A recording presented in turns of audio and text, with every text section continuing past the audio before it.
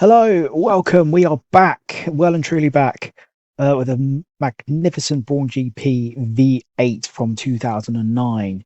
The car that pretty much was bought for £1 by Ross Brawn, turned into a title-winning machine, thanks to a Mercedes engine in the back of it, the rear diffuser as well, which later got outlawed in the season. But it's such a stunning car, absolutely stunning.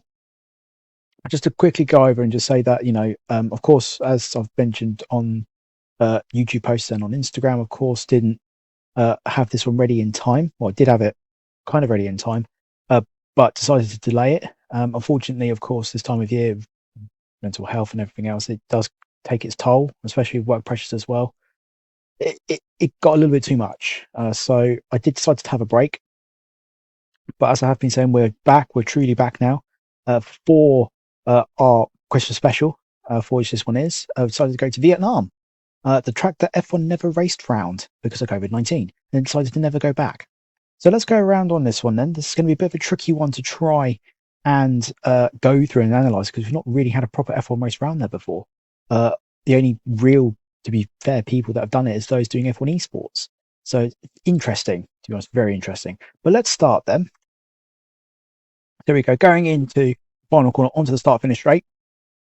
Listen to that V8 if you heard the video before there. And then coming into here, again, I know we've not actually had a proper race round here, but for me, doing this again, I'd go a little bit more further over. So with my mouse, I'll come actually onto the little rumble strip here. Come over a little bit more, open up the corner. That makes it a bit more easier to go into, as you're about to see. I don't go over enough. So I'd actually go over a little bit more and actually open up that corner a lot more for that. So it's actually nicer to turn in. So going in, because I do drift out wide. So I don't hit that inside curve, that inside apex. So I drift out wide, which means this next corner is a bit tight and heading onto the rumble strips there as well with the curb. So it makes it a bit tighter. So by going out a little bit more into that first corner, or a bit wider in that first corner, sorry, actually opens it up and actually manage to hit that apex over here. Okay, rather than drifting wide, which is what I did. So it means that we can actually get the power down a lot more. It's going through here, getting to that point.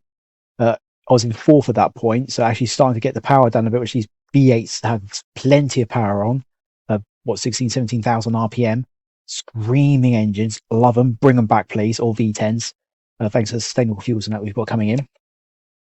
Coming into a third, quickly changing up to fourth, just try and get that power and grip down.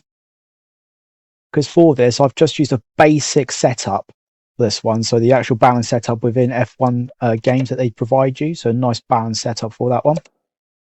But I'm listening to this now whilst I'm going over and analysing it. Sorry to keep pausing it. But hearing that V8 scream down that straight. So many memories. So many memories. Oh, a beautiful, beautiful generation of engine. But coming into here now, I do brake just after the 100-meter board. So that's fair enough. That's fine. So going into third into this corner, as you saw, they're nicely clipping that corner, hitting the apex perfectly on that one. And again, hitting that apex going into that corner as well.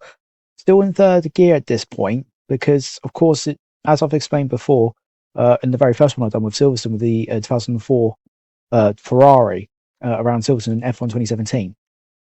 I try and drive these older cars like I would do with the modern ones. So if we were to have this track now with the modern F1 cars or F1 25, I would go into this in third gear because of that grip, because of that balance. Exact same thing here. Of course, with these cars, very much like now, you don't have traction control. Whereas with this, I still have the same settings that I have used for many, many years. So medium traction, manual braking, things like that, and manual gears as well. So trying to get that grip and actual grippiness. I said grip before, but grippiness, is that a word? I don't know. But to get that in here is I still revert to modern day techniques that I would use with an F1 25 car as an example. But carrying on through, going out nicely wide here, still in third at this point, quickly change up to fourth, clipping that apex, going down this long straight, great camera angle here. Love a V8 noise. screaming 17, 18,000 RPM, amazing. I realised I was very close to that wall there, not ideal. But as you can see now, we're starting to so 150 meter braking board, 100 meter, 50 meter, roughly around in between 100 to 100, sorry, between 100 to the 50 meter board to start braking. Or in this case, actually at the 50 meter board that I start braking. But as you can see, I pretty much stop. Okay, now with modern cars, you can actually go into this in second and be able to go around there still with that rotation of power into there. So, of the course of these ones being the older 2009 cars, you do come to a shuddering halt, and that's the only problem with trying to drive these older classic cars with the way you would do with the modern ones. That's the only thing. Okay, and that's my little drawback from this from myself. So I need to trust the classic cars a bit more when it comes to braking and getting into the corners, because actually getting into it, actually slowing right down, I actually hit the apex. What doesn't help is I've had to go into seconds there, and as you saw that little waggle at the tail there at the rear end. So it's trying to get that power, V8 power down, going into this next complex of corners and straight. So going into third, fourth, fifth, sixth, didn't go on board in a moment. Again, going into here, 50 meter board, quickly down with the gears, which you can do in these cars. Changing up again nice and quickly. There we go, on board, fourth, fifth.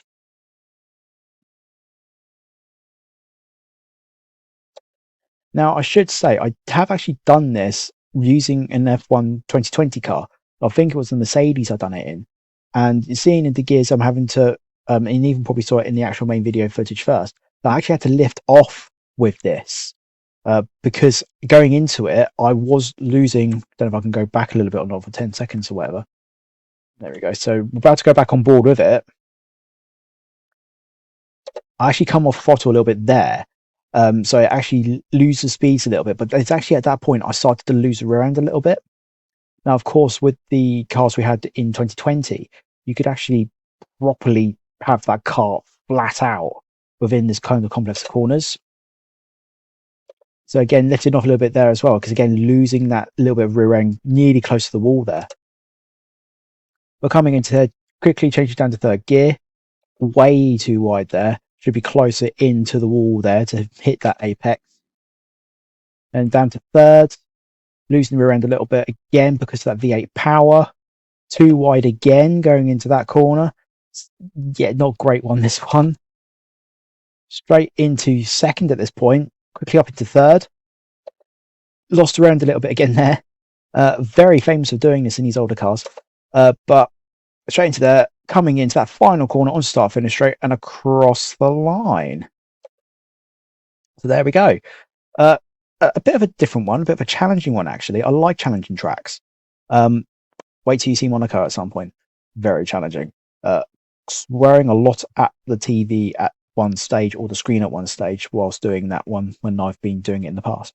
But yeah, again, it's exciting actually going around these tracks that, of course, unfortunately with Vietnam in 2020, of course, with COVID, of course, didn't get a chance to race around this track. But I would have loved to have seen F1 go here.